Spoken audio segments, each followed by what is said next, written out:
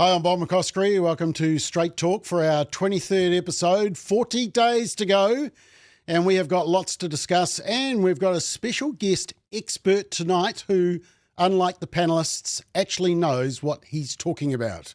Now, before I introduce him, let's just introduce the panel. Christine, lovely to have you back after missing you last week. How are you? Well, I'm not sure I believe that after what you just said about us all being dopey, but it's lovely to be back. Thank you. Okay. Ata, you're just having a quick cup of tea there, I see. Were you running late today or just a busy night? Just working, Bob. Very good. That's what I like to hear. Dr. Michael Reid in Christchurch, welcome back. Good evening, Bob. Good evening, everyone. And Ronji Tanielu in South Auckland. Ronji, you dropped out after 40 minutes last week, so we've got an hour 20 with you tonight. Thanks for that. No, thank you. I'm leaving at 9 p.m. I've got to go to sleep. And lovely to have our expert from Christchurch, another expert from Christchurch, which is Brendan Malone. How are you, Brendan? Yeah, I'm good, thanks, Bob. But Rangiora people like myself, we don't like to being dragged into Christchurch like that. That's highly offensive, mate. We've got a bridge there for a reason. I can imagine. Now, Ala Pomalele was supposed to be on tonight, but hey, it's countdown time. Possibly, well, could be any time that little Bubs arrives. So, yeah, we're praying for Ala. She had a very bad back today. And in fact, that's why I picked the image of the week. So I'm sorry she's not here. But the image of the week is this cartoon where it says, Mum, what's the difference between a woman and a birthing person? Mum says, a woman is created by God. A birthing person is created by your woke teacher's brain, which I thought Ala would really appreciate. And also the other image of the day is actually from today. On the left is a full-page wraparound ad by the Council of Trade Unions.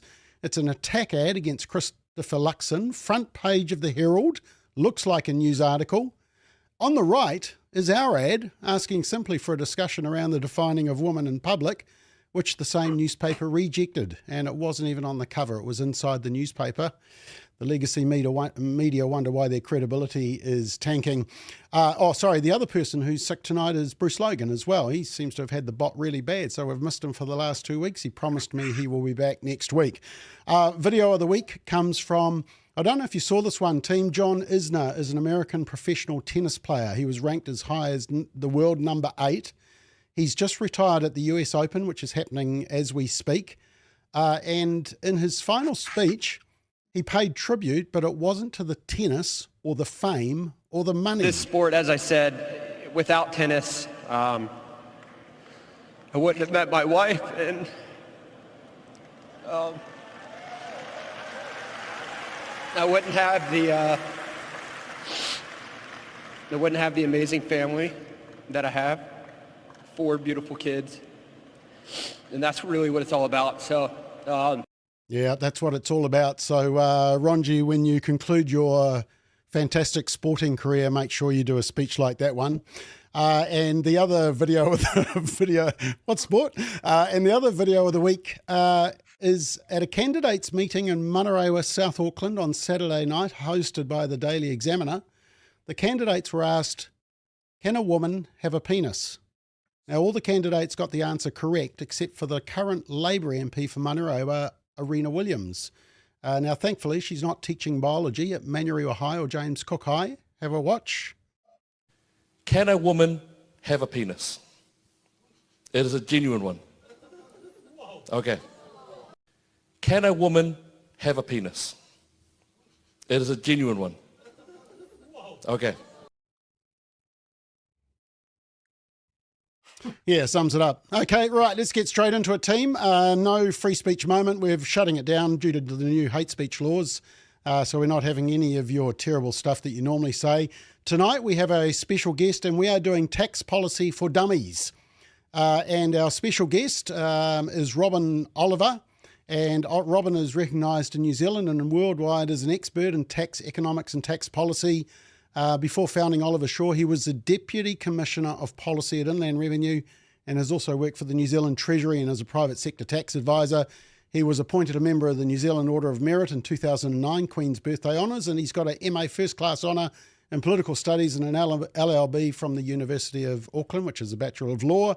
Robin, really nice to have you on. Finally, we have some brains on the panel, so thank you. I'll do my best. Thank you. Okay, panel. Now you're all allowed a question. So actually, I might start with your one, Ronji, because that was quite interesting what you said just in the pre-brief. So you put your policy to Robin, your question. Yeah, hey, Robin, I guess the question is around the taxation of churches. And I know that National has sort of tried to be a little bit sensitive and delicate with the whole thing.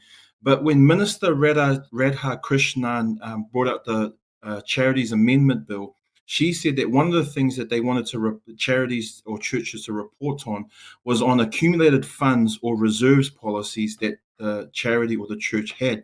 And so that wasn't in the bill, but it was in her public statement. And I guess my question to you is, what's the purpose of that kind of reporting back on the reserves policy of a church or charity? Because why would you punish someone for having good due diligence in a board that's doing a good job?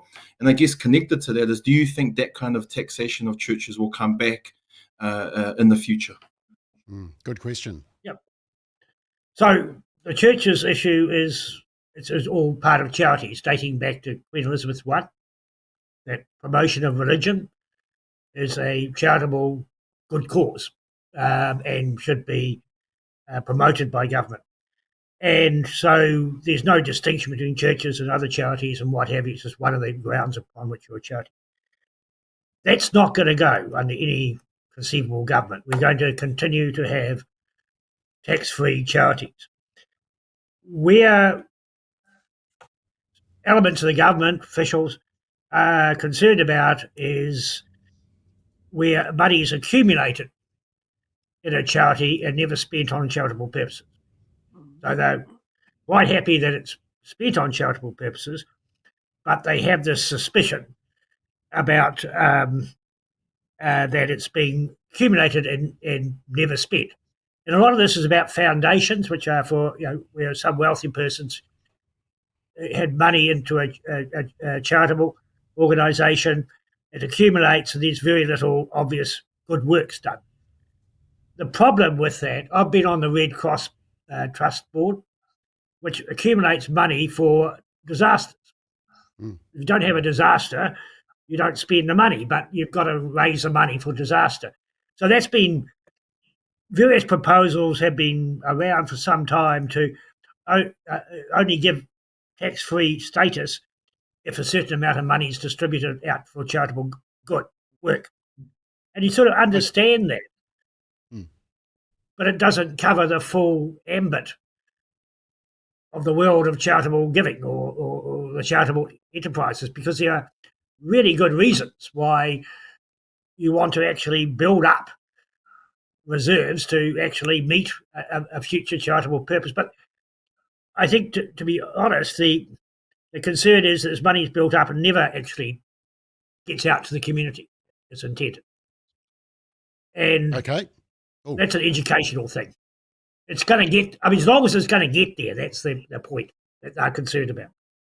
Okay, and can I just leapfrog on that? Do you think at any stage that the donation rebate will be removed from churches? Do you think any government would be brave enough to do that? No. Okay. It goes against the culture of the country. Just simply unacceptable. Okay, let's go to Christine. What was your question, Christine? Robin, I believe that in Australia they have a tax-free amount, like I think it's $20,000 before any tax rate comes into play.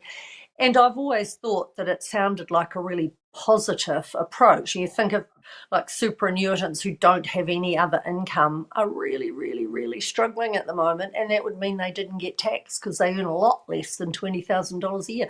What is the reality of that? What are the fish hooks in it? I'm violently opposed to it because that the amount of money involved at first, 10, 20,000, 5,000. I think the Labor Party's policy is $5,000. Well, was $5,000 if they had a wealth tax. That goes to individuals. Most of the people under our first bracket is sort of $17,000. Most of those are basically beneficiaries or children of other people. And most of that money goes to beneficiaries don't matter because they get compensated for the tax anyway, so it's all after tax. But most of them are children of wealthy households. And why would you give all this money to individual children or spouses of people who are in high wealth households? You're better off giving the money to those people who are actually in need, and we do that through working for families. And working for families almost gives you a tax-free threshold if the family, the household, is low income. But why give it to the children in Remuera? Fair enough. Okay. Thank you. Ate, your question? Thank you very much, Robin. I'm just wondering, looking at the Labour and National, probably fair to say that between the two major parties, there probably won't be too much of a material difference in the overall government spending and therefore the tax take. And then the other part of the question is that some of the minor parties are wanting to eliminate the climate change wasteful spending. What is the cost and benefit of going green?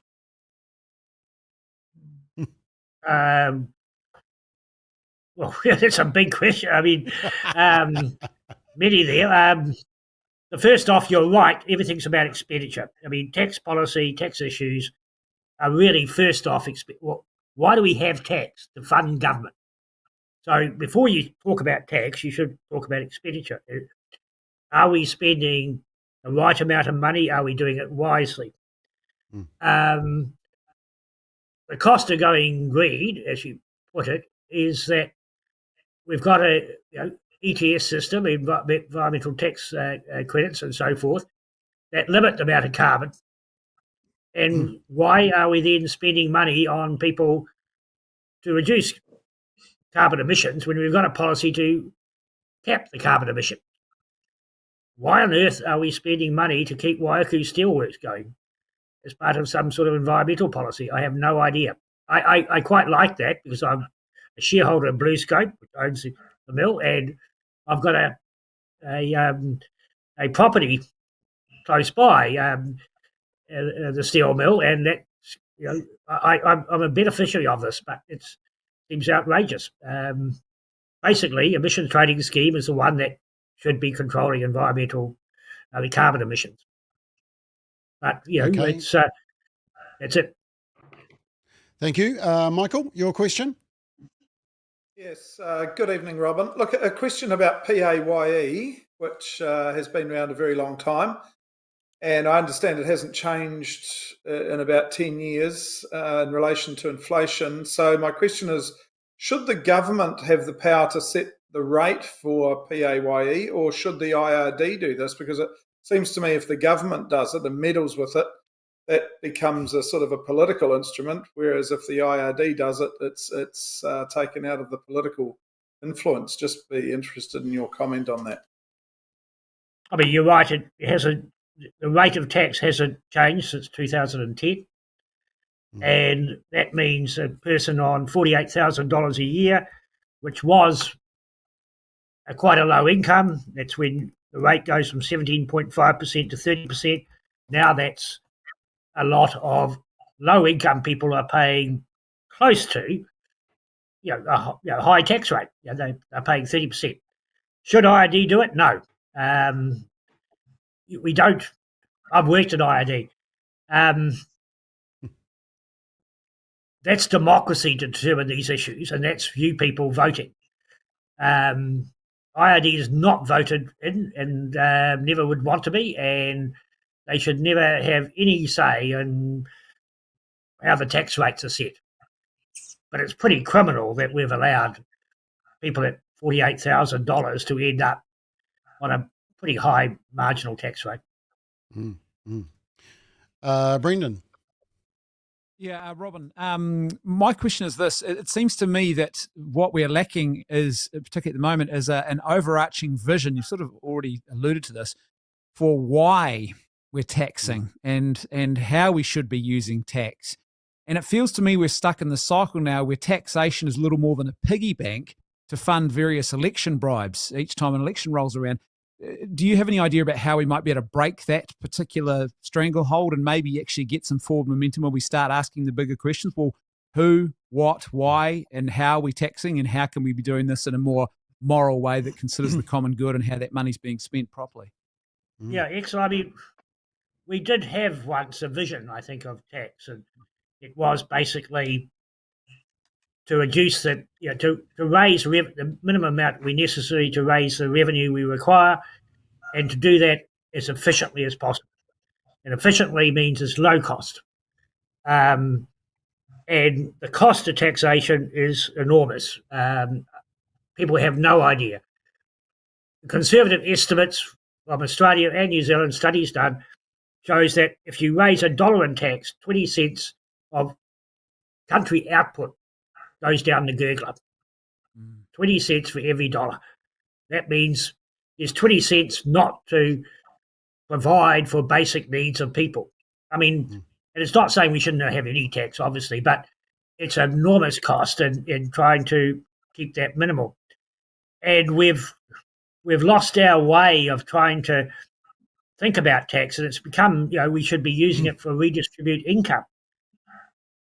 No, that just creates a society which is trying to find 20,000 people or some other people, small little minority you can tax the hell out of, and provide free dental care as a result. I mean, that is ludicrously selfish society. It just does not bind a country together. Picking on minorities is never the way to go. And I can tell you that those 20,000 rich people will be out of the country in 5 seconds flat, and with their tax with them. It's not the solution. And it's frustrating to me, as it clearly is to you, to see debate at this terrible level of what do I get? It's what the society should be getting is the issue. And we've simply lost all that. And that's a shame. Okay, and that segues into what I wanted to ask Robin, and that is, what do we need to keep in mind when we hear these tax policies being thrown around, and especially when, for example, they're promising to spend lots on, for example, dental care, to pick a topic, by Labor, or tax cuts by National. So you hear both of those. Can we have both, or one or the other? I mean, what do we take into account when we get offered all these lollipops, so to speak? Well, first off, it's all about expenditure. What is the government spending money on? That's the only reason to raise tax. I mean, you can have taxes to discourage certain behaviours, smoking, alcohol, gambling, what have you, environmental degradation, but basically it's about raising money. So it's all about building a community and a society which is strong. And so, I mean, I think everybody should look at, is this bringing us together as a society and making us a stronger society? And we shouldn't be looking at, do I get free dental implants? That's cosmetic surgery, for God's sake. You shouldn't be doing that. I mean, that's not what government's about, giving cosmetic surgery. It's about building a decent society we all want to live in. And most of us can agree with the fundamentals of that, even if we disagree about aspects of it. And so get back to what we agree upon, what makes a good place to live in, and stop worrying about, or trying to sort of, debate each other about who wins and who loses. I mean, that's not the way tax policy or government should be operating. Okay, now this graph has been doing the rounds, and it shows that, that's it. Right down the bottom, we have one of the worst current account balances in the OECD. So is that a problem? And, is it accurate, and should we be concerned? It is accurate.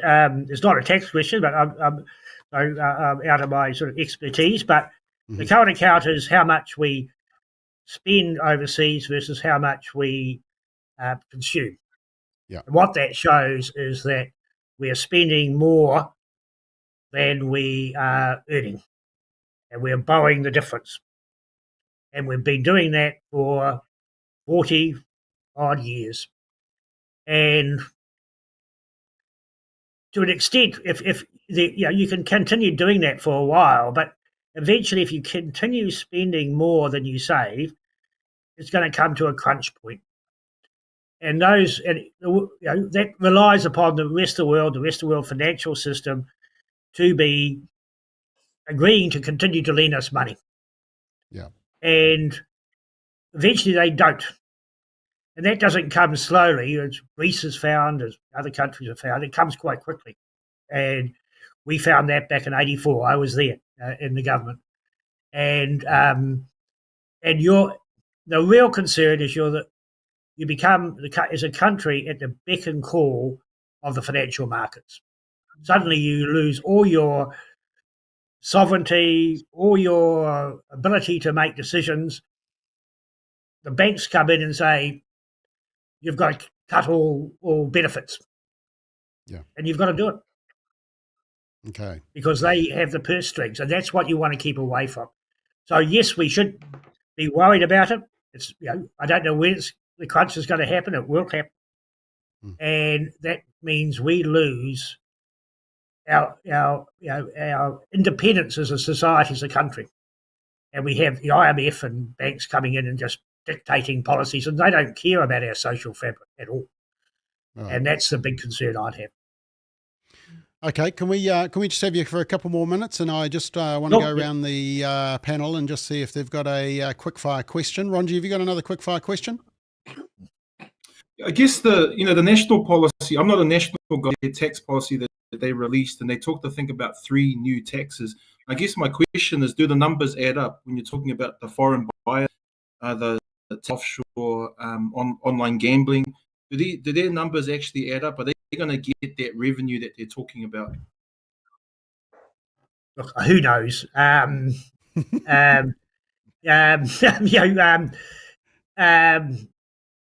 numbers are not big anyway. That they seem like, to me, there's a stretch within they seem to be within sort of the realm of reason, but a stretchable one. But remember, we have these forecasting updates. We're about to get next week, I think, a pre-election forecasting update. That will follow the budget update we had in May. Those numbers will change by billions, I can assure you, badly. And then after the pre-election in December, we'll have another update. And then in May next year, we'll have another update. And all of those numbers will change by billions. I think it's noise. It's about credibility, are you whatever. But when you're looking at governments, it's what are their values. That's much more important than the numbers and things. So take it all with a grain of salt. They're all politicians making stuff up. But I don't really believe those numbers matter as much as the values behind what people are, the leadership and what they're thinking and what do they believe in. Okay. That's what people should vote on. Christine, did you have a burning question? No, I don't have a burning question. I just want to say, Robin, you're fascinating and I've loved listening, and thank you very much. But no, I don't have an extra question. I know a lot more than when I started, so thank you. Very good. Very good. Arte, did you have a question? I'm thinking, I'm not sure whether I'm right, but it seems to be that inflation is a form of tax. Like, for example, if I invest $1,000 to BNZ at 3% per annum, and then the inflation rate is 7%. So, in other words, I'm losing about 4 to 5% of it. So, it seems to me then that the national policy is not really a tax cut. Yeah, well, inflation is not so much a tax; it's a theft.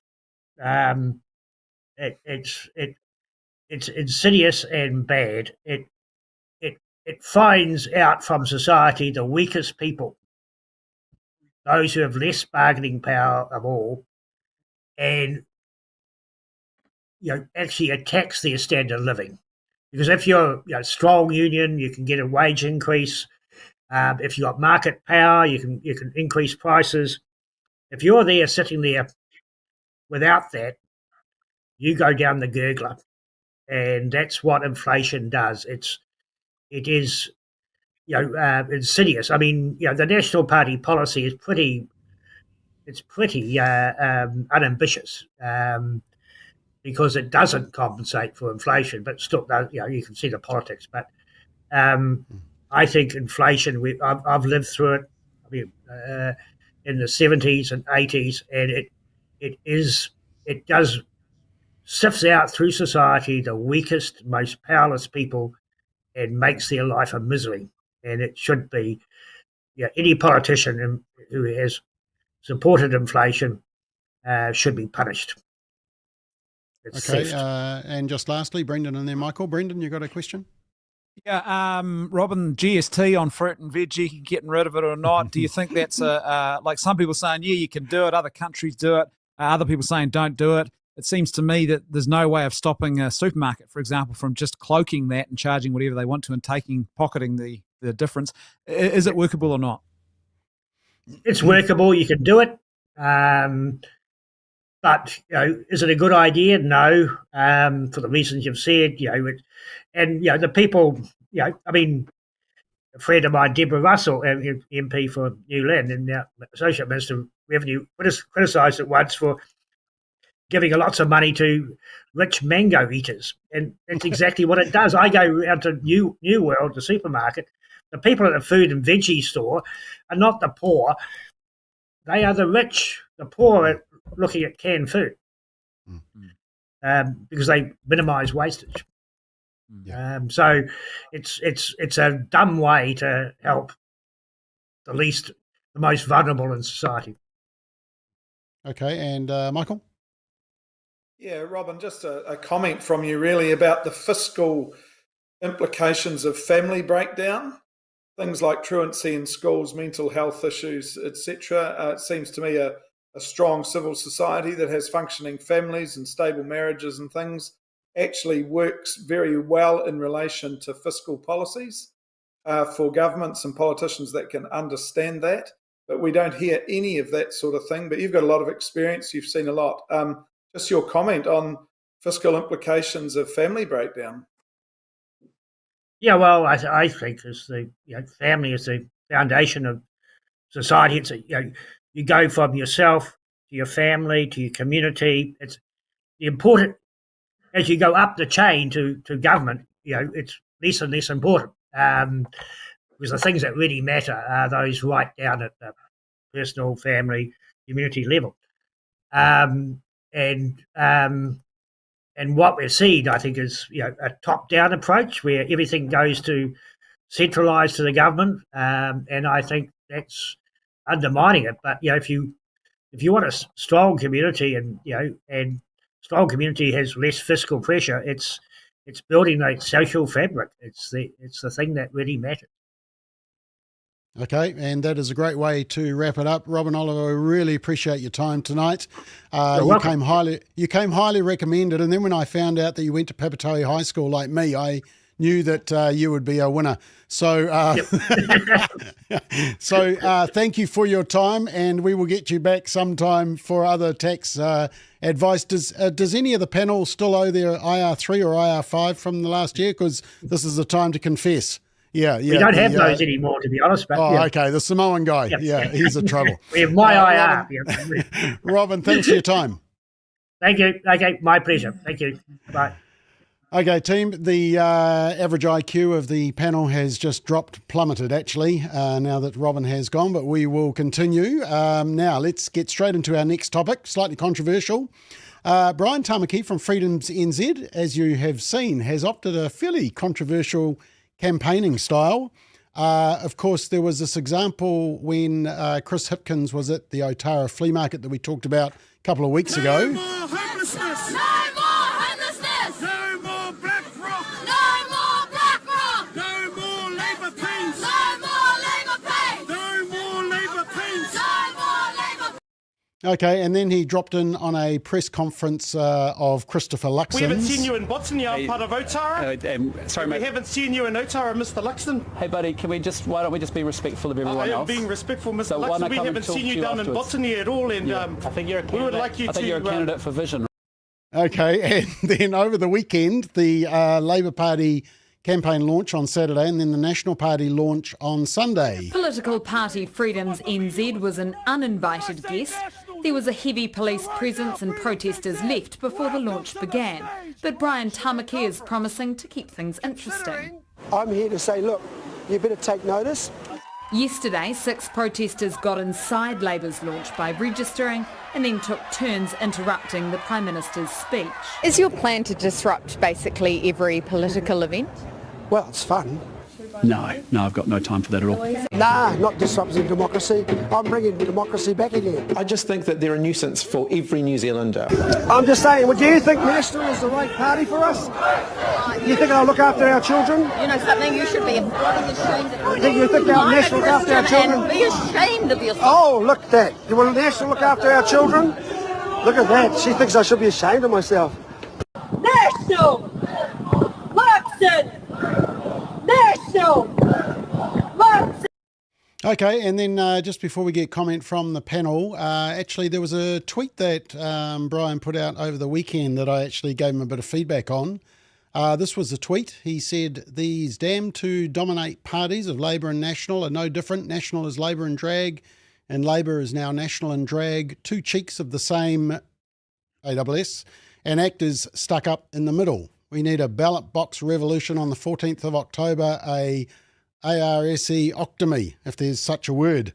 Now, I actually tweeted back, "Sorry, Brian, that's not the way we should approach politics. We may disagree with them, but let's not drag it down to the gutter with the same grubby tone and imagery that radicals are indoctrinating in our children." Team, I just want to ask you, what do you think of the tactics? Are they a winner? Are they a loser? Are they appropriate? Let's start with you, Christine, because you've been on the campaign trail. You know what it's like. Is this a winner? No, I don't think it's a winner at all. Look, I think everyone has the right to protest and to make their feelings known. And gosh, politically, people are in different camps and fight about everything. But I don't think this achieves anything except probably puts a whole lot of people off Brian and his party. I don't think New Zealanders like this. And when I saw him question that older woman right up front and personal, no, I don't like it.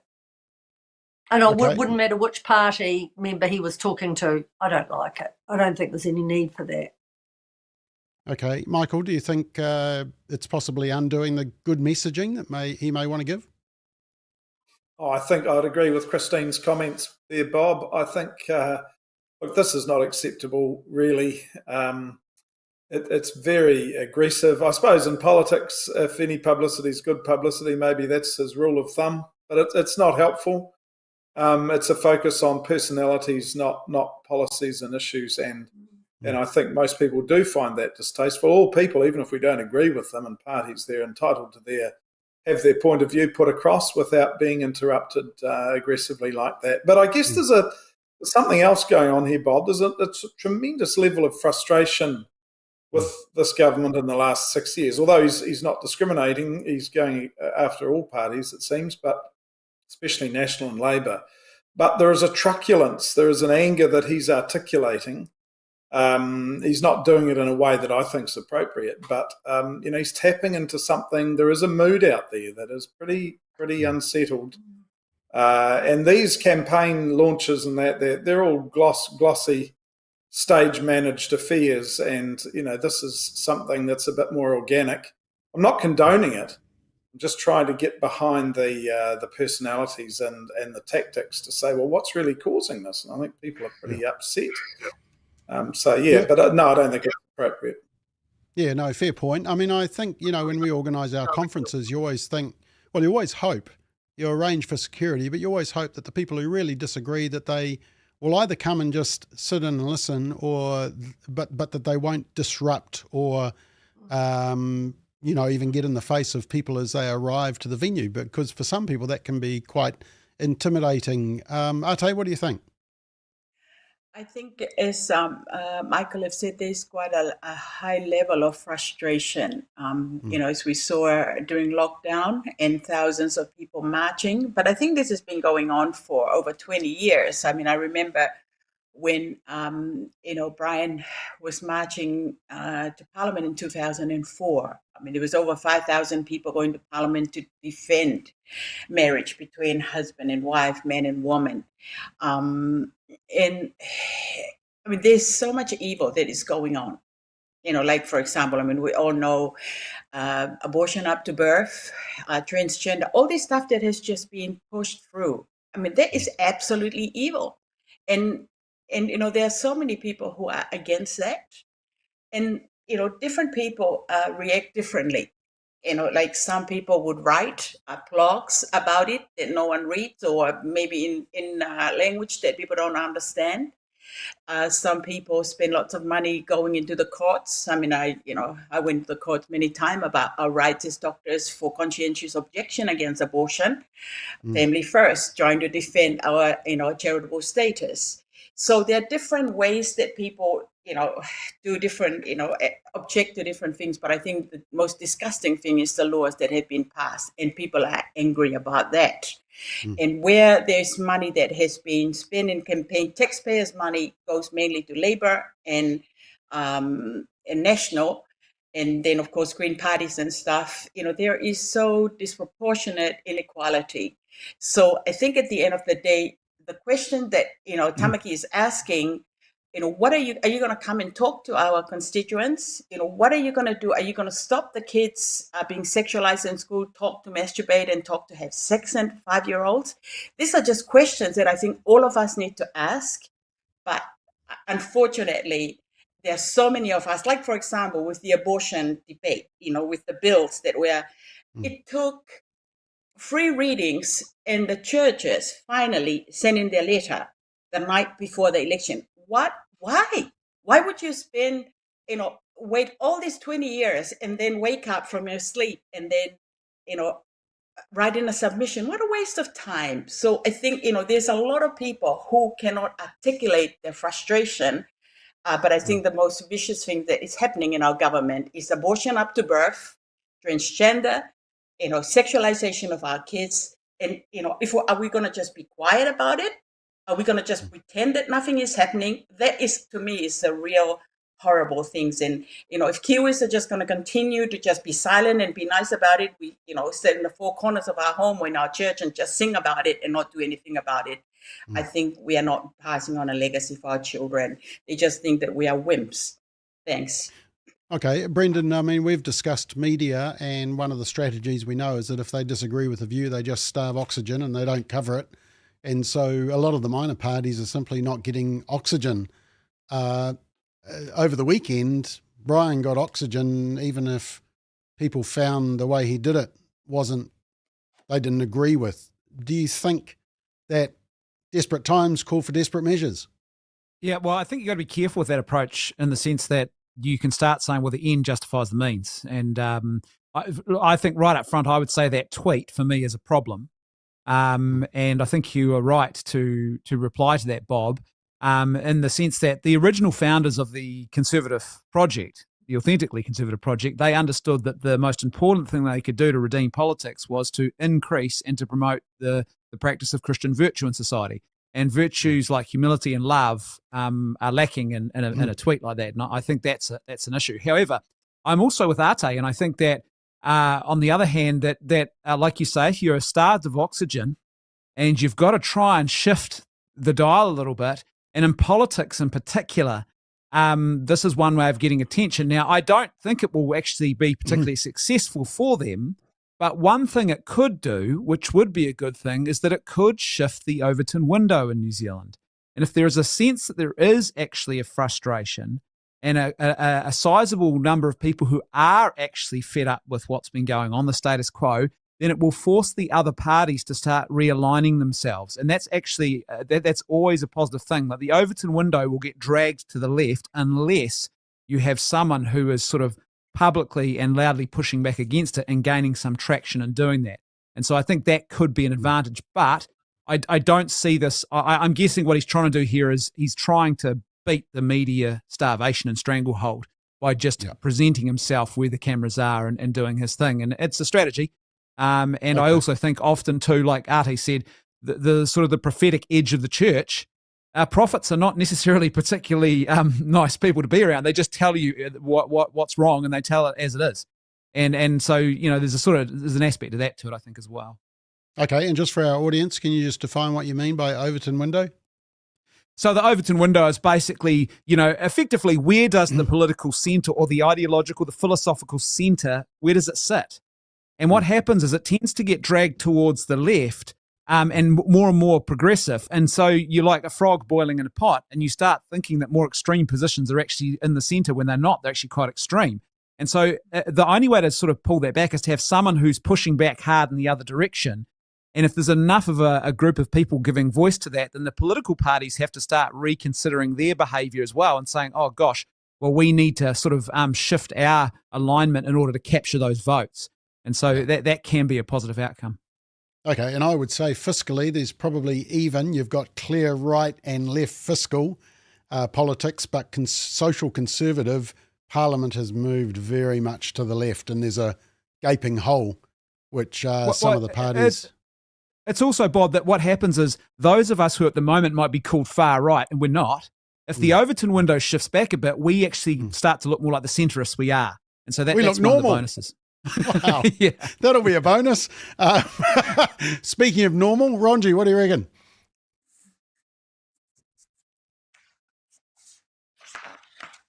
Turn your mic on, Ronji.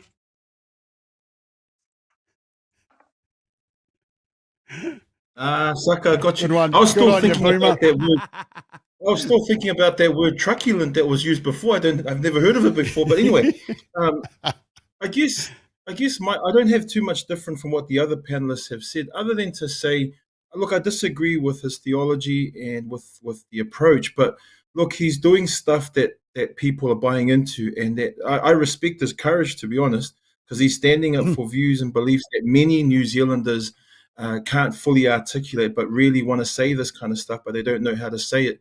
And so, look, politics in New Zealand I find really boring. You don't want to get too far in terms of populist politics and all that kind of stuff, but at least this kind of stuff from the other end, playing devil's advocate, actually makes it a little bit more interesting to watch than the same old lolly scramble that all the political parties are doing. So, but look, I've talked to a lot of people who really like what he's doing, who don't agree with his theology, his approach, and all the other stuff, but at least he's got the nuts to stand for stuff that people are believing in and that concern people, and I give him props for that. Okay, let's move on to the next topic. Just before we do, just a couple of quick ads, and actually this one's important because we've just been talking about Brian Tamaki, and he is going to be with us in 2 weeks along with all the other minor party leaders. So we have a election special coming up in 2 Mondays' time. All the leaders of the socially conservative minor parties. So Alfred Naro from New Zealand, Matt King from Democracy NZ, Brian Tamaki, Leighton Baker from the Leighton Baker Party, Helen Houghton from New Conservatives, and Liz Gunn from New Zealand. So there we are. That is in 2 weeks' time. We're going to have them on for an hour, and then I will bring the panel on and they will analyse what they have just heard in the last hour. So that's to look forward to. The other thing is, everybody, have you got your Value Your Vote pamphlet? We've sent out 65,000, so there's about 10,000 left. We may have to do another print run, so you need to order them, and the way to order them is to go to valueyourvote.nz and grab them there. Right, let's continue. Now I want to come back to that taxation of churches, because there has been some speculation that the National Tax Plan would include closing tax loopholes for churches and charities in order to fund their tax cuts. And the speculation was actually fueled by Christopher Luxon when he refused to confirm or deny such an idea. And Luxon was asked by Mike Hosking why the party won't tax churches. It's not something that we've considered as part of this. We've actually focused on other things that we think are sensible, but not averse to, wouldn't rule it out. Yeah, wouldn't rule it out. Now, another media report said Labor leader Chris Hipkins said he would be open to looking into it too, but not as a priority and definitely not before the election. Yeah, not before the election, eh? And David Seymour said church-owned businesses like Sanitarium or Mission Estate Winery are exempt from company tax due to an archaic and outdated British law classing advancement of religion as a charitable purpose. Red flag. People should be able to get a tax exemption for donating to charity, but when you've got a company that are kind of like charity, kind of like business, then it makes sense to split them. Ronji, I want to come to you actually, because you could argue that some of the work of the Salvation Army is a bit like a business, lots of government funding, and yet it's serving the church. Sanitarium is supporting the work of the Seventh-day Adventist Church. So is this a problem, do you think? Yeah, well, I'm not here representing the Salvation Army because I might get fired again. But anyway, again, I think the challenge there is I do think it's an attack on the churches, and that's why I think so many churches and Christian charities pushed against the modernising of the Charities Amendment Bill, and I think that's the challenge.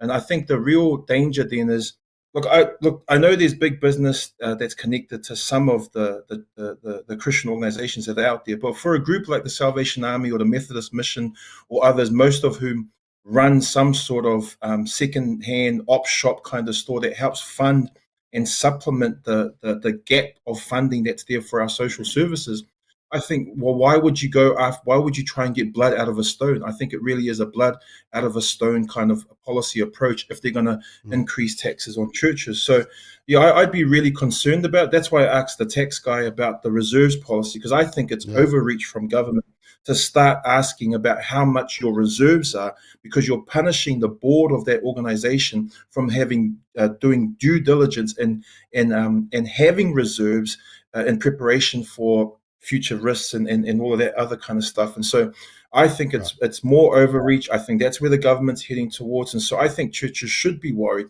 If there is a business connected to the church, then I think that's where you start needing to be a lot more understanding that that's what they're going to come after. I think that's what they're really going to come after. Okay, just before I come to you, Ate, I made a boo-boo just before, and I said that Liz Gunn was from New Zealand. No, she's New NZ Loyal. So there we go, different to Alfred Naro. So there we are. Even I make mistakes, team. Just note down, it's the first one for the last decade. Right, let's go to you, Ate. You're on the board of Family First. If the government comes after Family First for our views, do you think the church is at risk? Well, they shouldn't, because for generations our society has been the church and organizations like Salvation Army, Presbyterian Support, and the Catholics and the Anglicans, they have just worked hard, and they run all these organizations to help communities on an oily rag, depending on donations of their members, and thousands of hours of voluntary work by people, and not many of them make any profit, and it all goes back to the community for social services and all of that. But I mean, the question I would ask Seymour, who is wanting to do this, if he really cared about tax and if he's true to himself, why don't he come up with 50 government programs to cut? Because there's such a lot of wastage, billions spent for climate change, such a waste, free KFC money, Pacific people, given to Pacific people that we talked about last week, the millions that go into mainstream media to support their narrative, millions paid to consultants who don't know what they're doing and know nothing about, like in the health sector. There's so much money for this restructure that's going on in health. What is needed is money to increase the workforce. People are waiting 6 to 8 weeks to see a GP, and they're doing a jolly restructure that is costing millions. So maybe somebody needs to talk to Seymour and say to him, can you just get a grip? And, if you're really interested in people, then why don't you start cutting down some of these waste, and rather than attacking the churches and organizations who are helping communities? Thank you. Okay. Well, he wants to get rid of the Human Rights Commission, and I'd vote for him just for that reason alone. But anyway, that's just me. Christine, is it a red flag, do you think? Well, I don't think they're going to do it for a single minute. I do not think they'll do it. But I have a slightly different view. I think any organisation that's a charity, like anyone else, should be accountable. And as long as they are actually investing their money in what they're there to do, never should they be taxed. However, having been a Catholic, I can tell you that the Catholic Church is worth billions and billions and billions of dollars, and it really could invest a lot more. And not just its people, but in society. And I'm certainly not afraid to have that view. And if I've offended someone, well, that's just too bad, because it's the truth. And I don't think any organisation should be, sorry, Bob, should be allowed away with that. You know, if you're a charity and you're there to get that money to help society, do your job. Be accountable for it. And if you've got to store it up for a crisis, that's perfectly acceptable as well. There'll be a huge limit on that. But if you're storing it up for the next 20 years and you're not distributing it, you need to be accountable for that. So, sorry, I don't think it just because it's a church, it should be a blanket, you're a charity, you don't have to pay any tax. No, you've got to do what you were set up to do. And originally that was to promote religion. It's a lot more than that now, but do it. Do the job, and there is nothing to worry about. Okay, you agree with that, Michael? Because I know you've done, a lot of research in the sort of public policy area previously. Is there red flags on what these politicians have said? Yeah, Bob, let's just go back to basics. I think we now inhabit a very secular society, and all parties, apart from those minor faith-based parties that you had up on a slide a moment ago, National, which traditionally has been, supportive of conservative values, is incredibly similar, as has been pointed out, and as we all know, is very similar morally and on social issues to all the other parties. Very little to distinguish them. But the law is a blunt instrument, of course, and it's the same with charities. It is an issue that governments want to have a go at, I think, but it's possibly like trying to raise the superannuation age. Everyone thinks there's some merit in it, but it's just too hard to do. For me, the differentiation needs to come, and I don't know how you differentiate this in law, but churches and faith-based institutions that are not businesses. See, the government's interest fiscally in what's a charity and what's not should be, is this organisation, even though it may masquerade as a faith-based one, it's actually out to make money, and that should be reviewed, I think, frankly. But churches, the vast majority of churches that are just salt and light in their communities, they're working hard, they're connected, they're actually saving the government money in terms of a lot of social welfare things. But, contemporary secular politicians don't see it like that. Is the government coming after churches in this area? I think so, probably, but not quickly. And churches and church leaders should be aware. Now, I think Sanitarium, which is a major company, mainly on breakfast cereals, but it's the SDA Church, that is, you could say, is a straight commercial enterprise.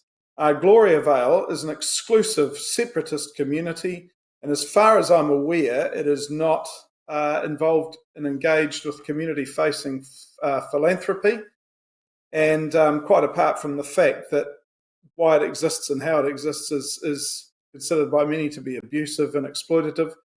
But from a legal viewpoint, in terms of charities and tax, it's a business. It makes millions of dollars. And it's just a shame, Bob, when the vast majority of churches are just involved in their community. They get lumped in with these other big business faith-based institutions, and I find that a real concern. Okay, Brendan, just finally, the thing that I'm worried about, Brendan, is that a church's charitable status will be based on, if you do sort of community work, okay, that's a good charity. We like that because you're not controversial. But if you're preaching, teaching certain views that the state doesn't agree with, then, too bad about your social work. We don't want to hear your voice. Is that the concern? Yeah, I think that's part of it. I'd just say one thing too to Christine, being the good Catholic on the panel. I'd have to say that I wish the church had that much money, Christine, and most of our dioceses are running in the red, actually.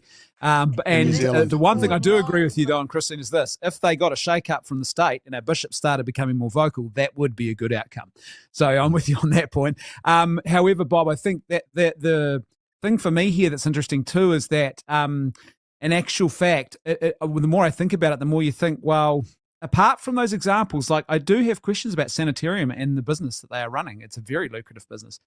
However, for most other church situations, effectively this starts to look like a double taxation. So I'm getting taxed as a personal citizen, and then the money that I contribute to my local church gets taxed again at the church level. And it's like, hold on, what's going on here? I'm effectively being taxed twice here.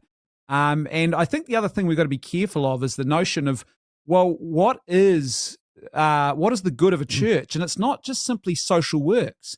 There is huge social utility in having Bible-believing, compassionate, loving members of your society. That is a very important social good in and of itself. And so I think that the public good of religious belief is not simply what religious people do, whether they run charities or not, but how they conduct themselves in a society and what they give and bring to society from that faith-based vision of reality. And I think that's a factor as well. One thing I will say, though, is I think for me, when I heard that, I was like, oh, Christopher Luxon on the hoof yet again. And it speaks to a complete lack of vision, which I've been worried about from him for a long time now. He doesn't seem to know what he actually stands for, and he just says whatever seems right at the time. And related to that, I kind of think it's probably more pressing to find out, well, what does Nicola Willis actually think? Because I suspect that he will be rolled in short order by her. And so the question is, what does she think on this? And that will probably sort of point to where the party's going. And that doesn't look particularly favourable in light of what Seymour's saying, I would think. Okay, last topic, team, because Ronji's about to doze off. Lots of people talk about the wasted vote. And they also ask what it means that a wasted vote then goes to parties that do get in. Now, under MMP and our 5% threshold, if the party you gave your party vote to receives less than 5% of the party vote and doesn't win an electorate, your vote would be what they call a wasted vote because the party you voted for failed to reach the marker. Your vote is then set aside and the Saint Lagui, I think is how you say it, apportionment method, is used to calculate final seats in the House. Now, I knew you guys, your eyes would glaze over as I explained it to you. So, unbelievably, I actually found a nice little explainer on News Hub from last election in 2020, which I thought explained it quite nicely. As we stand here, these are the wasted votes. The parties that didn't make it across the 5% threshold, the parties that didn't get an electorate seat, as I stand before you.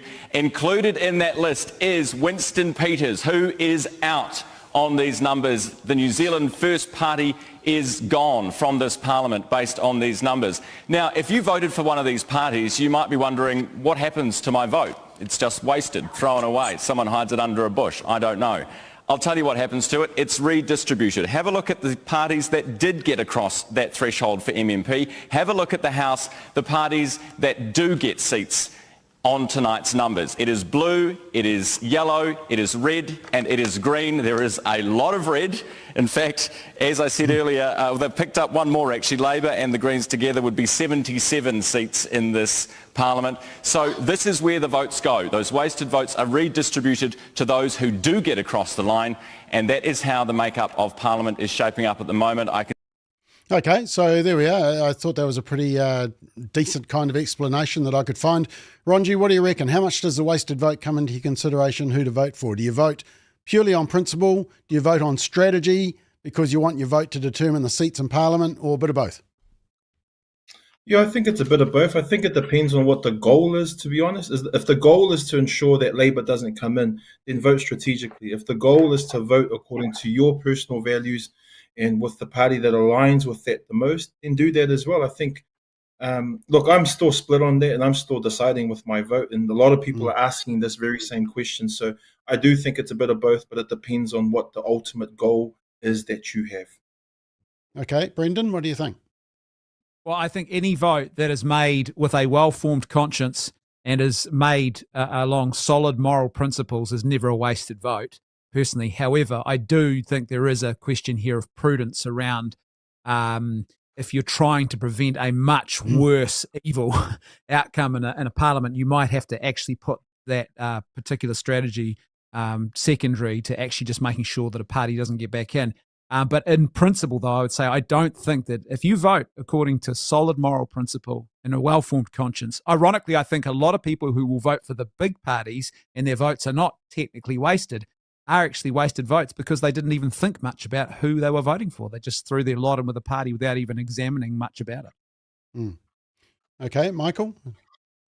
Oh, yeah, look, I totally agree with that, Brendan. In one sense, there's no such thing as a wasted vote, because if you're voting in terms of your principles and values, that's not wasted in a democratic system. But the hard end of that is that in one sense, in another sense, of course, it is, given the 5% threshold for parties and or the need for an electorate seat. But let's remember, Bob, politics is always the art of compromise. And, when we hear these people making all these promises, there's some things that we like, but other things that we don't like. And I think, voters have to be more informed, and that's what you're doing with your booklet, and what we're doing on shows like this, to be aware of what's going on. Now, for instance, I like David Seymour's soundbites on occasion. I think I've said before on this show, he's a master of soundbites, and he's funny. But it's a hard libertarian view that favours small government. Now, I actually quite like that in many ways, but with that comes a particular moral position that he's articulating that is anti-life in terms of euthanasia and abortion and other related sort of issues. But you've got to weigh all that up. You've got to say, look, at the end of the day, you've got to take your conscience and your values and your principles and the reality of politics and the political system and how it operates, and try somehow as an intelligent voter to put all that together and get to the ballot box. But let's remember, politics is an art of compromise. I mean, this last 3 years has been incredible because we've had a majority government under MMP. I mean, the whole system was configured for that not to happen. And so there's been a hubris and an arrogance with this lot that have just marched ahead. And some of them even now are still talking like it's election night 2020. They still think that they have some sort of divine right to keep ruling. So it's up. I think the ball's in our court, Bob. We're voters. We should be weighing up all these things and considering and getting into the ballot box and making our vote. Okay. I've got a comment here that says lies, votes for minor parties is not redistributed. No, that's not what we're saying. We're simply saying that when they take out, for example, when they took out New Zealand First at the last election, their 2.3 or whatever it was, you take out all the 2.3% of their votes, and then all the parties that did get into Parliament all increased to fill all the chairs in the room. So it's like taking someone out of the room and everybody can spread out. That's the imagery to think about. It is hard to explain, hard to understand. Christine, you've campaigned and you've seen the energy that comes when you get close to the 5%. And I saw the energy change with New Zealand First as they inched up to 5%. You could see suddenly the media were taking notice, which I guess is the point that Brian's trying to make, is everybody should be taken notice of. But, how important is that 5%, do you think? Well, I think when a party is really close to it, if that's the party of your principles, then you give it everything you've got. That's the absolute right way to go. But I agree with Michael, it is about compromise generally. I just hate the fact that it's redistributed. I don't know how else to describe it because that's really what happens. Nobody really wants that to happen. You vote for who you really want to be in there. Well, having compromised some things you do. But look, when you're getting close to the 5%, it is very, very exciting. It's very demanding. It's a very frightening time. And you do throw a lot into it then. Sometimes it gets quite silly. Yeah. Okay. Actually, you might have seen the funny title that came across when Christine was talking. That's because our technical director, Gordon Clark, turned the big 5-0 today. Happy birthday, Gordon. So he's blaming his lack of attention on old age. Just finally, Ate, what do you reckon? I don't believe that any vote is wasted. Like what Brendan was saying, if you vote according to principle and your conscience, it's not wasted. There's still about 20% of people who are still undecided because many of them, of those ones, are not satisfied with what has happened with Labour and National pushing out Conservative. And then there's some people who are have never voted. So, there's still room for people to, to help the minor parties. So I think it's important. There's the media, of course, have a big say in what people they want people to hear. But with regard to national, I think 2017 when Winston Peter went into Parliament with Labour, that was the wasted vote. Voting for Winston Peters when people thought he was going to be conservative and right side, and then he went to make Jacinda Prime Minister and him to be deputy. That was the wasted votes. So I think it's important. And then, of course, when I think of National and Nicola Willis, she said she's a Catholic girl, Brendan. I don't think Mother Teresa is going to be very happy with her because she is just very pro-abortion. So I'm getting a pummeling tonight on the panel, aren't I? No, you're the good one. This is like all my Catholic guilt is being loaded upon me. We could probably name a few others. Okay, right, team. I just had to share this message that just came through. It's from Stacey, and it says, come on, Gordy, put it up. Oh, look, he's gone back to sleep again. This 5-0's terrible. It says, happy 50th, Gordon. God bless you from Stacey. So there we go. Team, just a reminder, in 2 weeks we have this special. Yeah, we're going to give some oxygen to them because we want to find out what their ideas are. And, of course, the $1 million question, why don't they unite? And also, don't forget about the Value Your Vote pamphlet. Order them now. Go to our website, valueyourvote.nz, and order them as quickly as possible because it's just under 5 weeks to the election. There we go. That is it, team. We are out of here. Great week. Well done, Ronji. You did fantastic. Glad we got that extra time out of you. You'll be exhausted tomorrow. I'll ring the boss. Everyone have a great week. Viewers, thank you for watching, and we will see you back here next week at 8 o'clock. Good night. Good night.